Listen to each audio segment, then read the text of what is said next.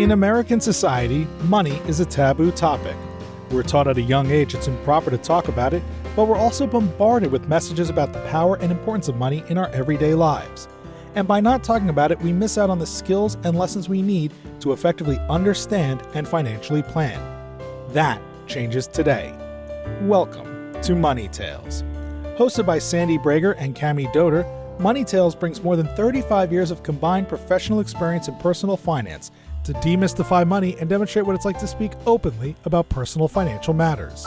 Join us each episode as they interview modern-day movers and shakers about how money decisions intertwine with their daily lives in order to give you better insight into productive financial conversations.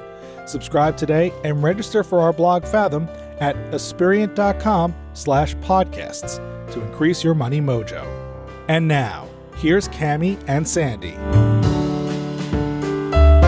Cindy Arledge is our guest this week on Money Tales. When Cindy's parents died, they left behind a complicated estate. Cindy says there were 17 trusts that co-owned 4 pieces of commercial real estate, and the beneficiaries spanned multiple family members. Cindy was determined to realize her parents' legacy and see her girls receive the property that her parents wanted them to have. Other family members felt differently, so Cindy ended up buying out all of her nieces and nephews to settle the estate. This cost millions of dollars. Cindy borrowed against the real estate to make things work. So for over 15 years, Cindy and her husband have carried substantial debt to be able to give her daughters their inheritance. Ironically, today, her girls aren't interested in the real estate. This made Cindy put her ego aside and understand it's not about what she wants or what her parents wanted. It's about what her daughters want. Real legacy isn't property or assets. It's empowering each generation to be able to identify their gifts and talents so they can use them in a way that benefits the world. In addition to being a second-generation commercial real estate investment entrepreneur, Cindy is a best-selling author and matriarch of her family.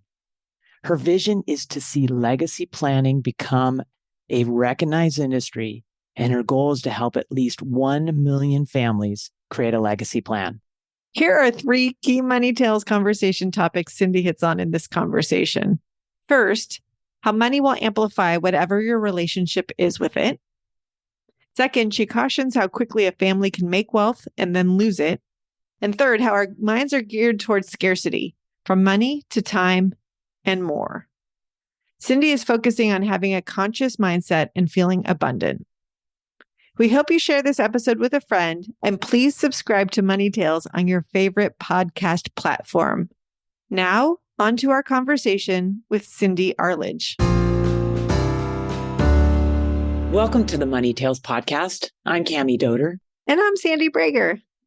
Cami, tell me what's going on in your money life. Sandy, I was so delighted when I received a gift from one of our previous podcast guests, Amanda Copeland. I received a gift from her too. Oh my gosh, she's amazing. And I think it'd be a really important conversation to have here with our listeners about what she's doing. And she just, for everybody, she sent, not just Sandy and me, she sent her network some artwork that was made by the Masaka Kids Africana Orphanage, I believe from the children and the teachers there. Yes. I don't know about your artwork, but mine was signed on the back by a lot of children who I think participated in creating the piece that I was sent. It's so amazing. And, I just was really honored to receive this gift. And she shared in her letter that her idea was to buy this artwork.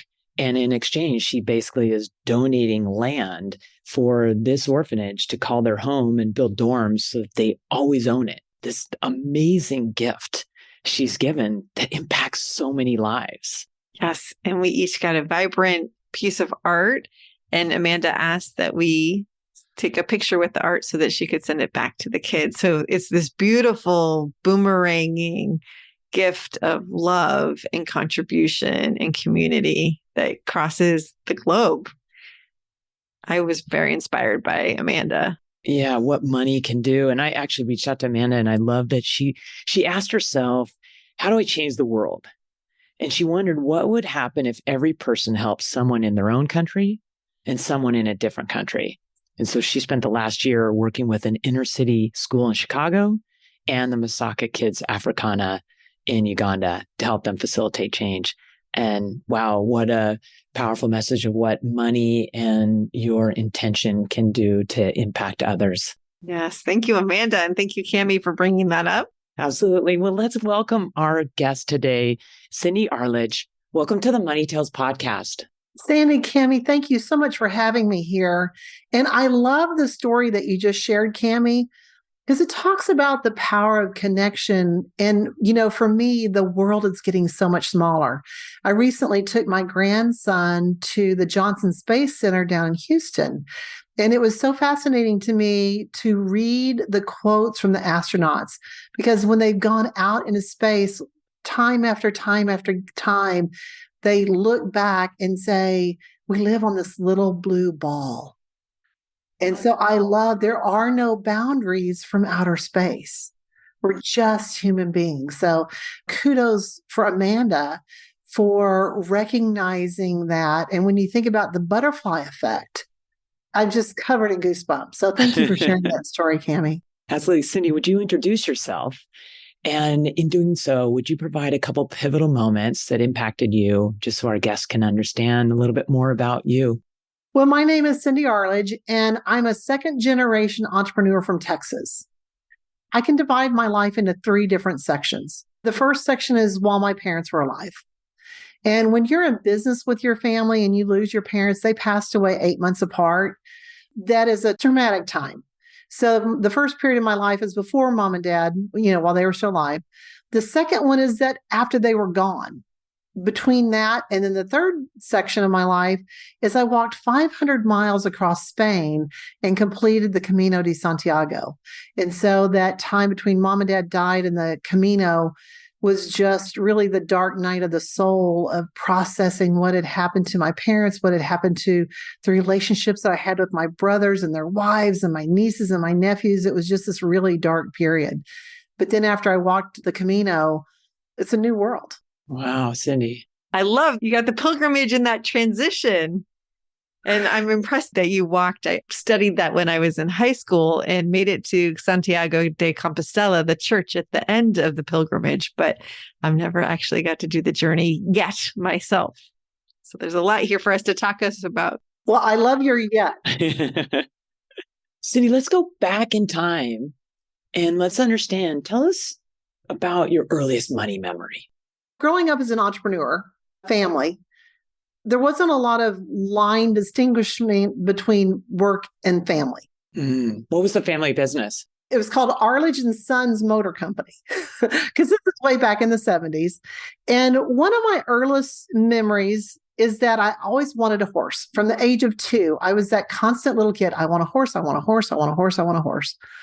And I was so surprised that when I was 13, my dad agreed to buy me a horse if I would come to work for him. And so I found out on his deathbed that he had waited until I was 13 so he could write my salary off on taxes, because you had to be 13 to be able to write those taxes off. And that he had a lifelong goal of training me in business, but didn't tell me about it. And he knew that I wanted the horse bad enough that I would do anything to get it. And so from a very early age, I became the assistant bookkeeper, and we were buying and selling $1 million worth of cars a month and keeping all of our records by hand on the big ledger sheets. Oh my goodness. At 17, he made me president of our trucking company. We had portable parking lots and we were transporting these cars all over the country. So my earliest memory of really money is you could use it to get something that you really wanted. So you used to get something that you really wanted, but interestingly, you got what you wanted, had to work for it later. And it sounds like your father was compensating you for the work you were doing. So it wasn't as if you ended up buying the horse. Right. I mean, he gave me a salary, but I had to pay for my own horse expenses. Incentives. Yeah, no. And so it was like, Well, thought out design, Dad. I know. And it was so brilliant on his part. And I was shocked to find out, like I said, I didn't find out till later that that had been his plan all along. And so it was fascinating to me. I was paying my own expenses for the horse. It just happened to be what I could earn working for him. Cindy, did you ever talk to your dad about why he was so passionate to teach you about money and business? We had lots of conversations towards the later part of his life to the very end. He was diagnosed with lung cancer around Thanksgiving and he passed in March. And so though that time period between Thanksgiving and March, and it really was Thanksgiving and February because he was doing really, really well. But then in February, he fell and broke his hip.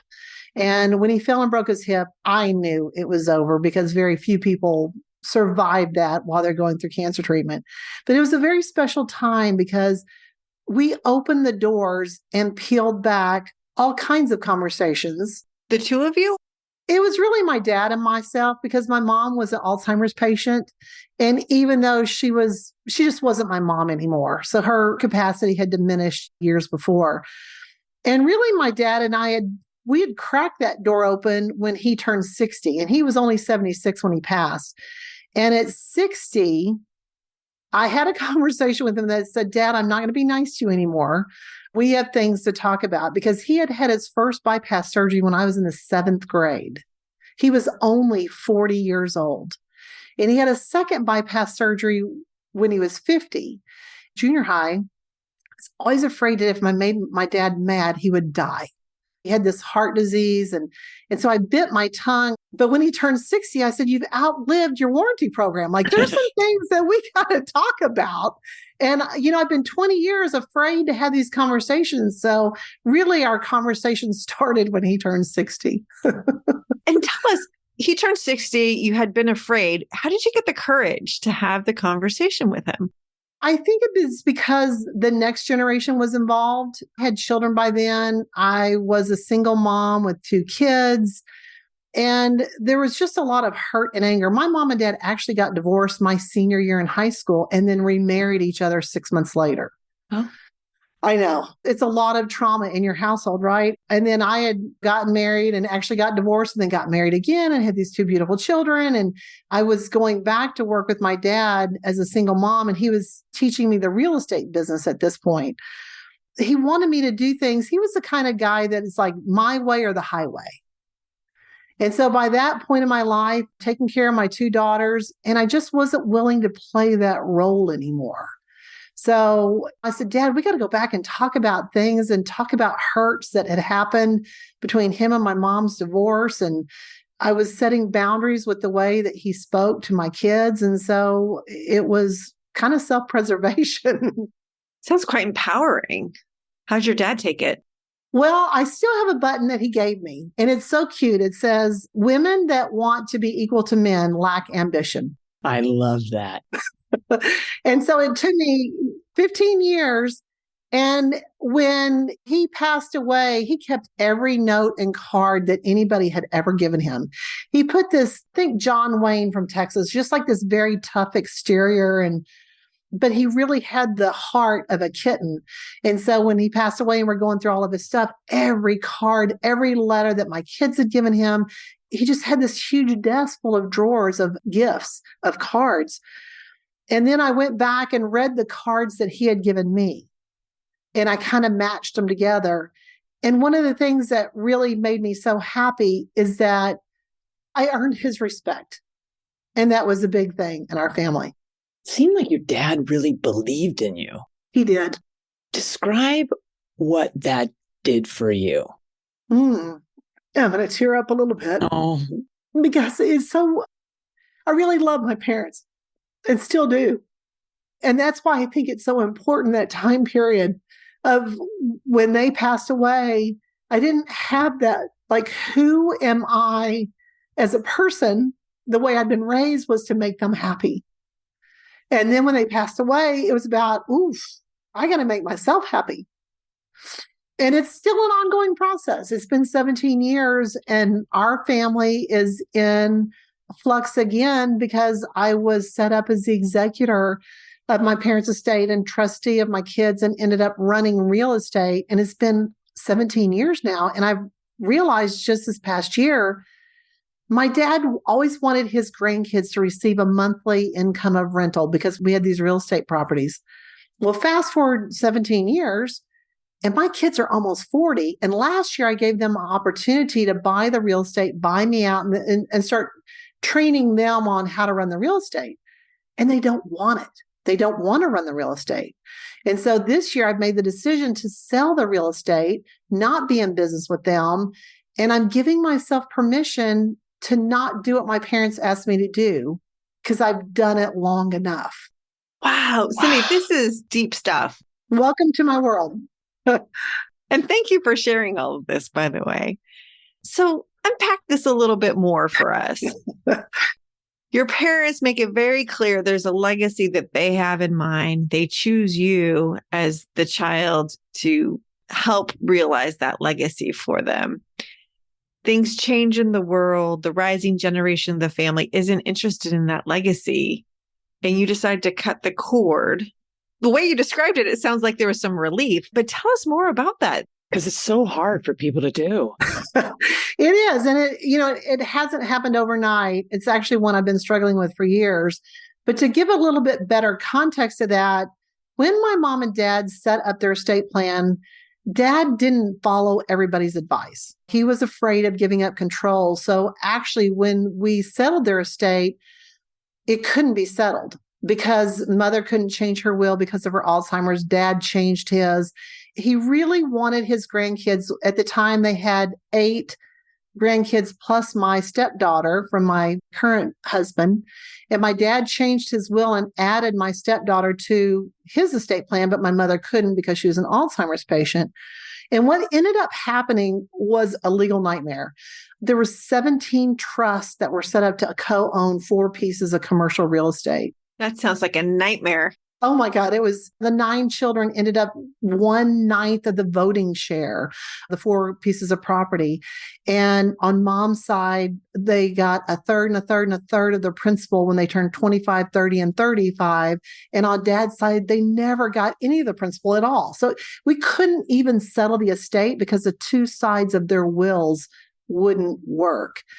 And so we actually had to hire attorneys. And long story short, I ended up buying out all my nieces and nephews, borrowing several $1 million to do that.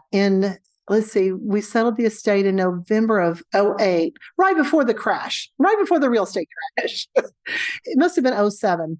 And so I borrowed this several $1 million so that my girls, I was determined to see my girls get the inheritance that my dad wanted them to have. So they're the only 2 that stayed in and to buy out the voting shares. And I'm 100% leveraged on this real estate, except for my daughter's part, and the whole market crashes.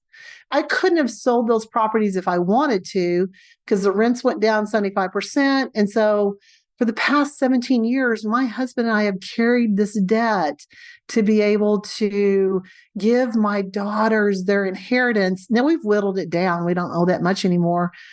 And ironically, my kids will be the only ones that receive their inheritance from their grandparents. You mean the property? Well, because the other grandkids have already blown through it. I mean, they just got their portion of the commercial real estate at the time, but my kids have received rental income for 17 years now, plus they'll still receive their portion of the ownership. And I've got one brother that's lost everything. I've got another brother that he's chosen not to speak to me, but I don't think he's got much of it left. I've got another brother that will go through his inheritance and really isn't planning on leaving it to his kids. So what's sad to me is how quickly a family can make wealth and lose wealth. You know, mom and dad were dirt poor when they got married, and they left a $10 million estate. And my kids will be the only ones that I'm actively pursuing leaving wealth to them and my grandkids. Wow. Wow. So the pilgrimage in Spain makes a lot more sense. It's a lot to work out and think through. It took $100,000 in attorney's fees to figure out how to dispose of that grandkids' 17 trust and all that stuff. And so was the settling of all of those affairs, Cindy, is that what caused some rifts between you and your siblings? Unfortunately, no. The rift started even before my mom and dad passed away. I already told you my dad's personality. I had one brother that came to my mom and dad, and I've gone back and looked at the dates on this. They were in their early 60s. And he came to them and said, I need my inheritance now. I need it more than you do. And so he had never been one to handle his money well. And mom and dad never intended to put them in their estate. And I remember they set up all these family limited partnerships. They did all the estate planning. And I went to my mom and dad and said, you can't leave him out. He's your son. He may not be able to handle his money, but he's still your son. And so my dad was like, well, are you going to give him assets out of yours? I'm like, yeah, I didn't need their money. And so he's actually the fifth family limited partnership that was set up. They took assets from what they were intending to give me, set it up for him. But then it just never got better. And so my dad ended up writing that brother out of the will again, but because mother was an Alzheimer's patient, she couldn't. And then another brother, my dad got sideways. And so he wrote two of my brothers out of the will, and they knew it. And so we had some family dynamics that when dad was on his deathbed, one of my brothers that had been written out wanted to reconcile with my dad. And my other sibling was trying to stop that. And so there was dynamics between me and what ended up being my co-executor, because I was like, yes, let him go see his dad, and so yeah, it's a hot mess. Cindy, I know you write books on this topic and you give advice. So what are some fundamental things that families should think about, plan for, talk about that maybe help eliminate or at least minimize the hot mess? Well, I think what you guys are doing is incredibly important. To be able to have a conversation in your family about money before the chaos and before the death or the illness happens is so critical. And what I help my families do and what I'm doing with my girls is that really my legacy has nothing to do with the money. It has to do with dad hiring me at 13, trading me my dream to give me the business skills to learn how to run an entrepreneurship. And I always thought that he was the brave one. But then when I started unpacking it after my mom and dad passed away, I realized that my mom was the sneaky brave one. At 18, she told her parents that she was going to go spend the night with a friend and flew from El Paso to Dallas and moved into a boarding house and got a job at Neiman Marcus selling clothes and going to modeling school at night, and called her parents and said, oh, by the way, I moved to Dallas. And so wow, firecracker. Yeah, she was the sneaky, courageous one, right? And so my inheritance, I feel like that's why I get so passionate about it, is because it has nothing to do with the money, but the money is important. I think that's a really important observation. I'm so glad you shared it, Cindy. And I'm curious, knowing that the legacy was really about the relationship and the skill building and the confidence that you had from your parents.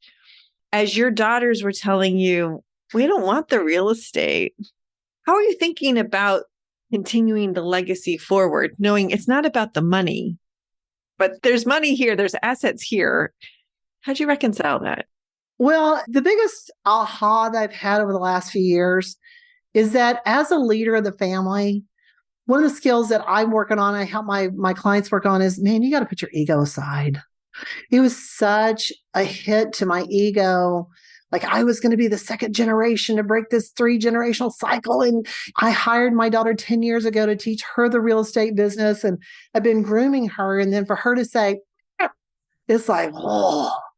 And so the idea that I'm not right, to give up like I'm right, that's one of the most challenging skills to learn, and to put your ego aside and understand it's not about what I want, it's about what they want, and empowering each generation to be able to identify their gifts and talents and to use them in a way that, to me, benefits the world. That's where the real legacy is. I still have to ask, how did you put your ego aside? That's so hard to do, because you're not trying to hurt anybody. You had a vision. You see the value. It's part of your story. How'd you do it? I am an avid reader, and there's a plethora of books out there right now of top leaders that are willing to share their expertise in a book. The 15 Commitments of Conscious Leadership should just be the 15 Commitments of Conscious Living. I've been a lifelong learner my whole life. David Hawkins, I could make y'all a list of references if you want. I read about 50 books a year, at least. And to actively seek out consciousness is how I've done it. Love that.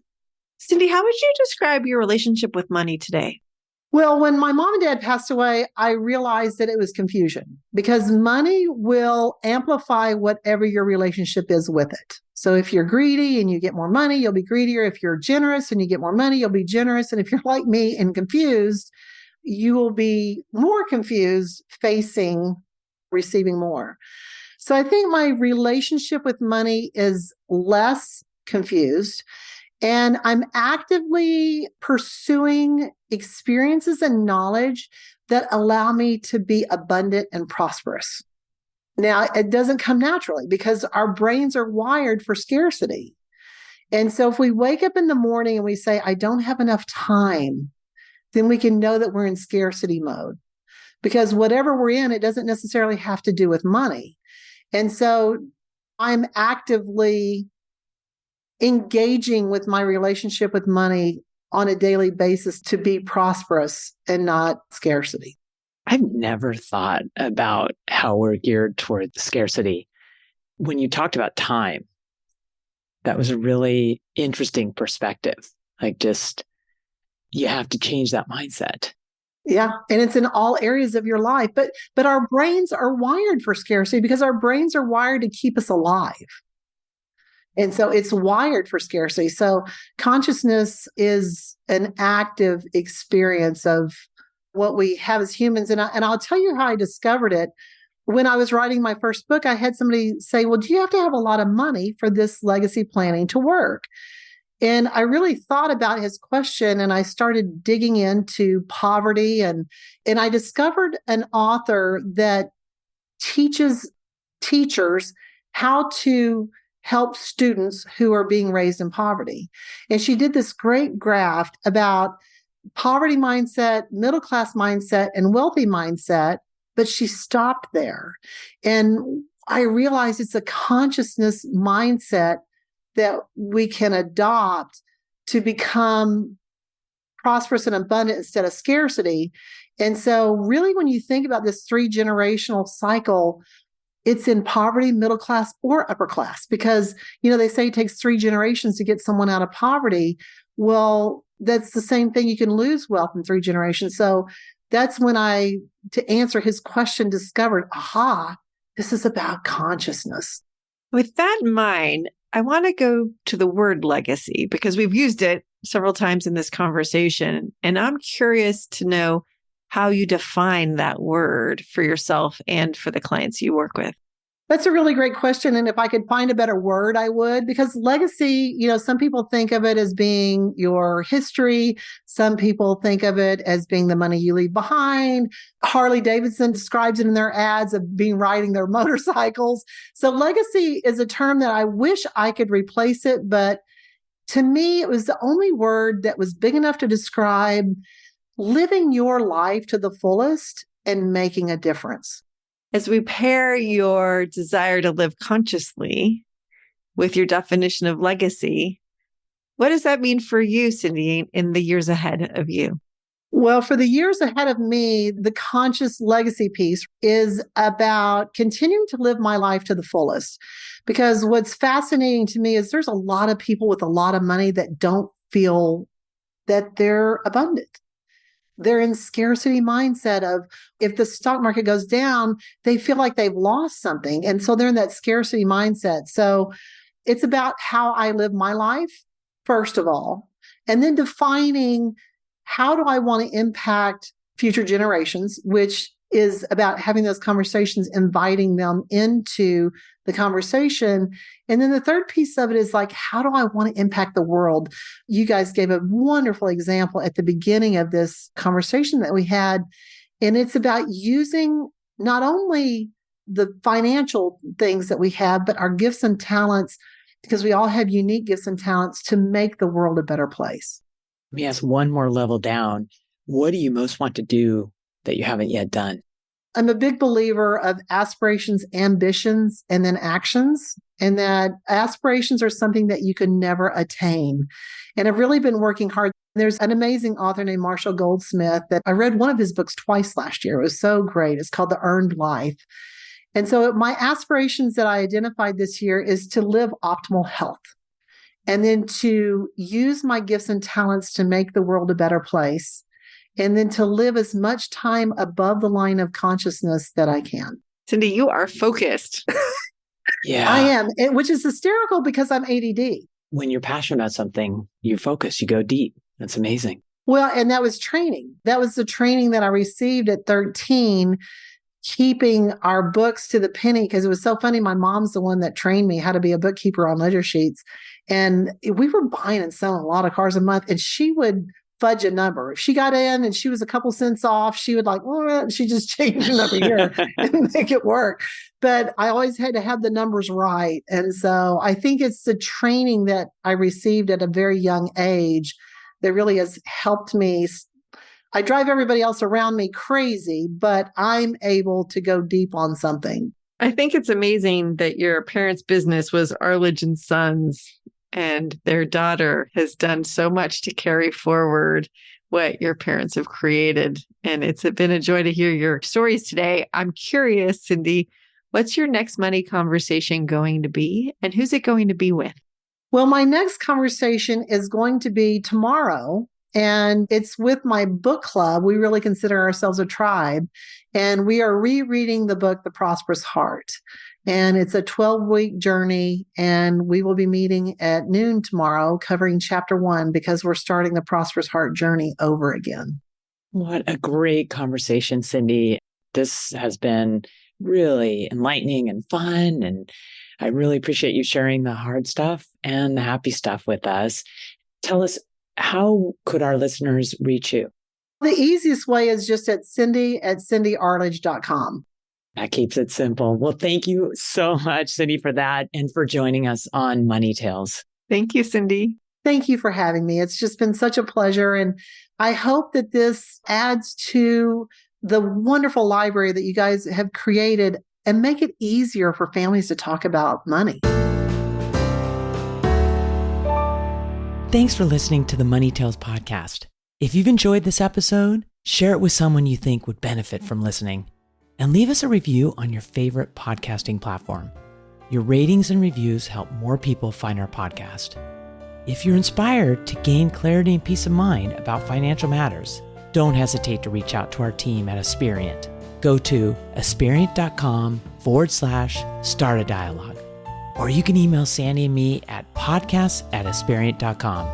See you next time.